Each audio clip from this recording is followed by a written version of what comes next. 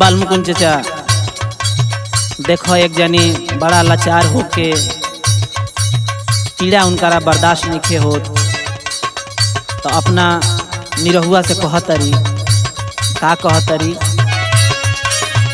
सैया लाई दाना दवैया बंगाली से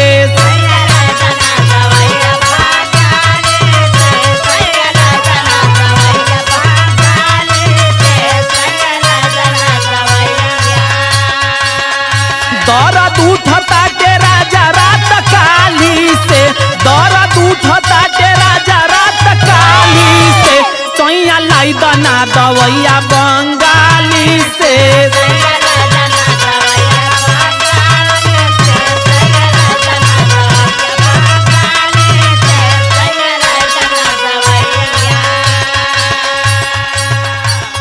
और का कहते दुर्विजय भैया माना हम कोइली तबो नाही मनला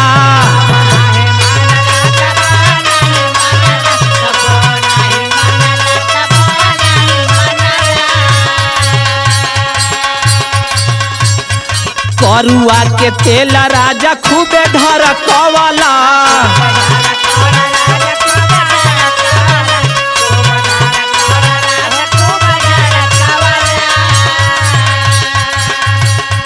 माना हम कोइली तबो नाही मनला करुआ के तेल राजा खूबे ढरकवाला रोटी बोरी बोरी खैला ओठ लाली से रोटी बोर बोर खैला ओठ लाली से सैया लाई दाना दवैया बंगाली से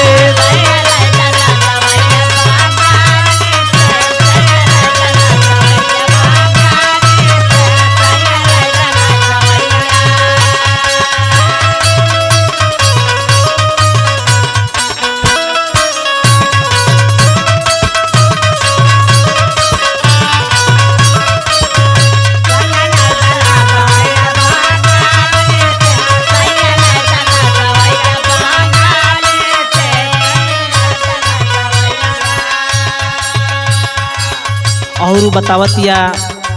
अपना पति देव का करम क्यों का कैले लागल रहे जंग अंग वही में घुसवाला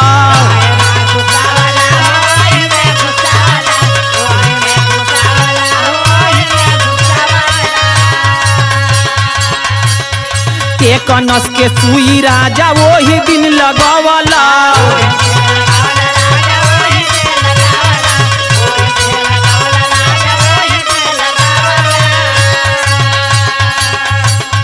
लागल रहे जंग अंग वही में घुसवाला के कनस के सुई राजा वही दिन लगवाला। और सुनो एगो बात हमार